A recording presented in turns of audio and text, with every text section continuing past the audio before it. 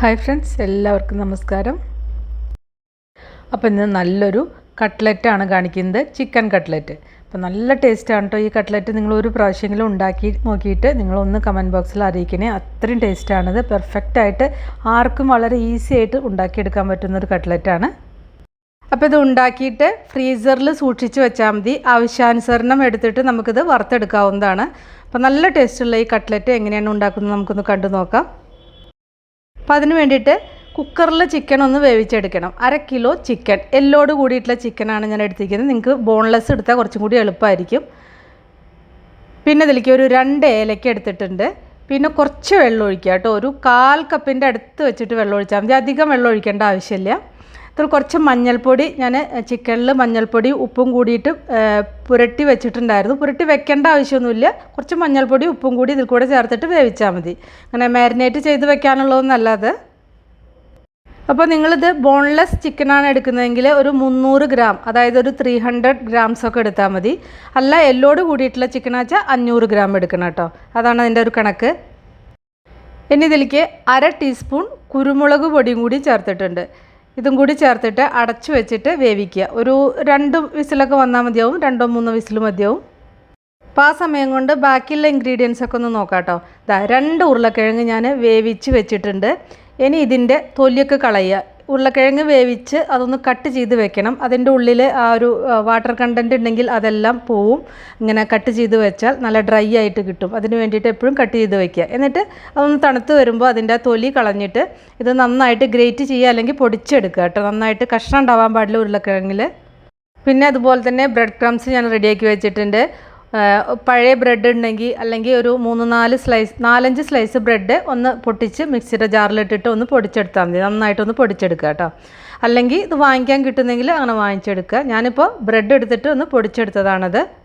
പിന്നെ അതുപോലെ തന്നെ 2 മുട്ട എടുത്തിട്ട് നന്നായിട്ട് അടിച്ച് വയ്ക്കുക. ഇപ്പോൾ ഇതാ ചിക്കനൊക്കെ വെന്തിട്ടുണ്ട്.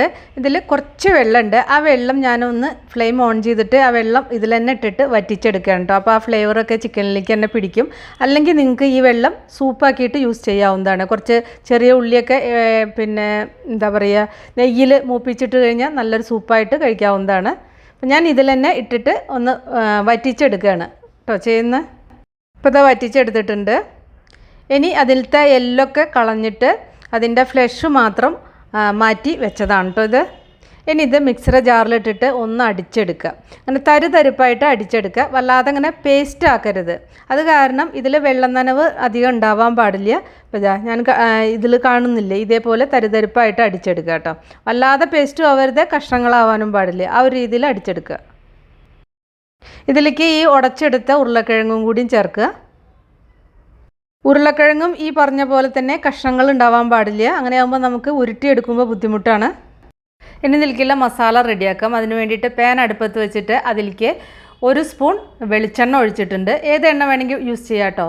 ഒരു സവാള ചെറുതായി അരിഞ്ഞത്, 2-3 പച്ചമുളക് എരിവിനനുസരിച്ച് ചെറുതായി അരിഞ്ഞത് ചേർക്കുക.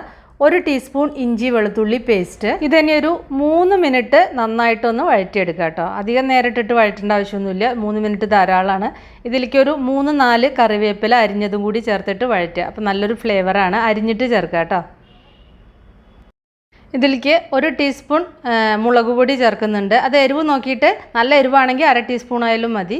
പിന്നെ ഇതിലേക്ക് ഒരു 1/4 ടീസ്പൂൺ പെരിഞ്ജീരകമാണ് ചേർക്കുന്നത്. ഞാൻ പെരിഞ്ജീരകം നന്നായിട്ടൊന്ന് ചതച്ച് നല്ല ഫൈനായിട്ട് ചതച്ചാൽ ചേർത്തിരിക്കുന്നത്, അല്ലെങ്കിൽ പൊടി ചേർത്താലും മതി. പെരിഞ്ജീരകത്തിൻ്റെ പൊടി ചേർത്താലും മതി. പെരിഞ്ജീരകത്തിൻ്റെ കൂടെ തന്നെ 1/2 ടീസ്പൂൺ ഗരം മസാലപ്പൊടി കൂടി ചേർത്തിട്ടുണ്ട് കേട്ടോ. ഇനി ജസ്റ്റ് ഒന്ന് ഇത് മിക്സ് ചെയ്താൽ മാത്രം മതി, വഴറ്റേണ്ട ആവശ്യമൊന്നുമില്ല. ഇനി ഇതിലേക്ക് ആ ഉരുളക്കിഴങ്ങും ആ ചിക്കനും എല്ലാം കൂടി ചേർത്തിട്ട് നന്നായിട്ട് മിക്സ് ചെയ്യുക. പിന്നൊരു കാര്യം ഞാൻ പറയാൻ വിട്ടുപോയി. ആ ചിക്കൻ്റെ കൂടെ വേവിച്ച ഏലക്കയല്ലേ, അത് ഞാൻ എടുത്തു മാറ്റിയിട്ടുണ്ട്, എടുത്ത് കളഞ്ഞിട്ടുണ്ട്. പിന്നെ ഇതിലേക്ക് ഒരു ചെറിയ പിടി മല്ലിയില നന്നായിട്ട് ചെറുതായിട്ട് അരിഞ്ഞിട്ട് ചേർക്കുക. ചെറുതായിട്ട് അരിയണം. പിന്നെ 3-4 പുതിനയില അതേപോലെ തന്നെ ചെറുതായിട്ട് അരിഞ്ഞിട്ട് ഇതിലേക്ക് ചേർത്തിട്ട് ഇതെല്ലാം കൂടി നന്നായിട്ട് മിക്സ് ചെയ്യുക. ഇതിൽ ആവശ്യത്തിനുള്ള ഉപ്പും കൂടി ചേർത്തിട്ട് മിക്സ് ചെയ്യുക കേട്ടോ. അപ്പോൾ പുതിനയില ഇതിൽ ചേർക്കുമ്പോൾ നല്ലൊരു ഫ്ലേവറാണ്. ഇല്ലെങ്കിൽ സ്കിപ്പ് ചെയ്തോളൂ, മല്ലിയില മാത്രം ചേർത്താൽ മതി. ഉണ്ടെങ്കിൽ എന്തായാലും ചേർക്കുക. അതും അതിൻ്റെ അളവ് കൂടി പോവരുത്. 3-4 ഇല അരിഞ്ഞിട്ട് മാത്രമേ ചേർക്കാവൂ. ഇപ്പോൾ ഫ്ലെയിം ഓഫ് ചെയ്തിട്ട് മല്ലിയില പുതിനയിലൊക്കെ ചേർത്താൽ മതി. ഇപ്പോൾ ഫ്ലെയിം ഓഫാണ്. ഞാനിതിലേക്ക് ആദ്യമേ വേവിക്കുമ്പോൾ കുരുമുളക് പൊടി ചേർത്ത കാരണം ഇനി ചേർക്കുന്നില്ല. നിങ്ങൾക്ക് കൂടുതൽ വേണമെങ്കിൽ കൂടുതൽ ചേർക്കാവുന്നതേ ഉള്ളൂ കേട്ടോ. അപ്പോൾ ഇതിലേക്ക് ആവശ്യത്തിന് ഉപ്പൊക്കെ ഞാൻ ചേർത്തിട്ടുണ്ട് കേട്ടോ. ഇനി ഇതൊന്ന് ചൂടാറട്ടെ. ഇപ്പോൾ ഇത് ഞാൻ കൈകൊണ്ട് നന്നായിട്ടൊന്ന് കുഴച്ച് വെച്ചിട്ടുണ്ട് കേട്ടോ. ഇനി ഇത് ഉരുട്ടിയെടുക്കാം. ഇതിപ്പോൾ ഞാൻ ഒരു 16 കട്ട്ലറ്റാണ് കേട്ടോ ഉണ്ടാക്കുന്നത്. അപ്പോൾ ആ ഒരു വലുപ്പത്തിൽ 16 ബോൾസ് ആക്കിയിട്ട് മാറ്റുക. എന്നിട്ട് ഓരോന്നും ഈ ഒരു വലുപ്പത്തിൽ കേട്ടോ എടുത്തിട്ട് ഒരു വലിയ ചെറുനാരങ്ങയുടെ വലുപ്പം എടുത്തിട്ട് ഒന്ന് കയ്യിൽ വെച്ചിട്ട് ഒന്ന് പരത്തുക. എന്നിട്ട് ഒന്ന് സൈഡ് ഒന്ന് ഇങ്ങനെ ഷേപ്പ് ചെയ്ത് കൊടുക്കുക. ഇപ്പോൾ ഇതൊക്കെ റെഡി ആയിട്ടുണ്ട്. ഇനി ഓരോന്നും എടുത്തിട്ട് മുട്ടയിലൊന്ന് ജസ്റ്റ് ഒന്ന് മുക്കിയിട്ട് ബ്രെഡ് ക്രംസിൽ ഉരുട്ടിയെടുക്കുക. അത്രയേ ഉള്ളൂ. ഇപ്പോൾ ഒരു 16 ഞാൻ ഇതേപോലെ ഉണ്ടാക്കിയെടുത്തിട്ടുണ്ട്. അപ്പോൾ ആവശ്യത്തിനുള്ളത് പുറത്ത് വെച്ചിട്ട് ബാക്കിയുള്ളത് ഫ്രീസറിൽ സൂക്ഷിച്ചാൽ മതി. ആവശ്യത്തിന് എടുത്തിട്ട് വറുത്തെടുക്കാം. അപ്പോൾ അത് ഞാൻ ഉണ്ടാക്കുന്നത് വെളിച്ചെണ്ണയിലാണ് മുഴുവൻ. നിങ്ങൾക്കിത് റിഫൈൻഡ് ഓയിലിൽ ഉണ്ടാക്കണമെങ്കിൽ അങ്ങനെയും ചെയ്യാം കേട്ടോ. ഇനി അധികം എണ്ണ ഞാൻ ഒഴിച്ചിട്ടില്ല. കുറച്ച് എണ്ണയിലാണ് അത് വറുത്തെടുക്കുന്നത്. ഇങ്ങനെ പരന്ന പാനാണെങ്കിൽ നമുക്ക് ഒരേ സമയത്ത് കുറേ എണ്ണ ഇട്ടിട്ട് വറുത്തെടുക്കാം. കുറച്ച് എണ്ണ യൂസ് ചെയ്യുന്നതെങ്കിൽ പരന്ന പാൻ എടുക്കാതിരിക്കുകയാണ് നല്ലത്.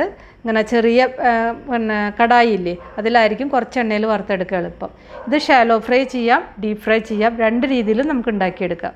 ഞാൻ എണ്ണ അങ്ങനെ നിറച്ച് എടുക്കാത്ത കാരണം ഞാൻ കുറേശ്ശെ സ്പൂൺ കൊണ്ട് ഇതിൻ്റെ മീതെ ഇങ്ങനെ എണ്ണ ഒഴിച്ചു കൊടുക്കുകയാണ്. എപ്പോഴും എണ്ണ നന്നായിട്ട് ചൂടായതിന് ശേഷം ഫ്ലെയിം ഒന്ന് കുറയ്ക്കുക. മീഡിയം ഫ്ലെയിമിലോട്ട് മാറ്റുക. അതായത് ലോ ഫ്ലെയിമിൽ വെക്കരുത്, ഹൈ ഫ്ലെയിമിലും വെക്കരുത്. മീഡിയം ഫ്ലെയിമിൽ വെച്ചിട്ട് വറുത്തെടുക്കുക. അതേപോലെ തന്നെ ഇത് നമ്മൾ എണ്ണ കുറച്ചുണ്ടാക്കുമ്പോൾ നമ്മൾ ആദ്യം ഇത് കട്ട്ലറ്റ് ഇട്ട ഉടനെ തന്നെ ഒരു മിനിറ്റ് കഴിഞ്ഞാൽ വേഗം അതൊന്ന് മറിച്ചിടണം. അല്ലെങ്കിൽ അതിൻ്റെ സൈഡ് ചെറുതായിട്ടൊന്ന് പൊട്ടി വരും. പൊട്ടി വന്നാലും അതിൻ്റെ ഉള്ളിലേക്ക് എണ്ണ പോവുമൊന്നുമില്ല കേട്ടോ. കാരണം നമ്മൾ മുട്ടയുടെ കോട്ടിങ് ഇല്ലേ, അത് കാരണം വേറെ പ്രശ്നമൊന്നും വരില്ല. ഇപ്പോൾ ഇതാ വറുത്തെടുത്തിരിക്കണു, കണ്ടില്ലേ?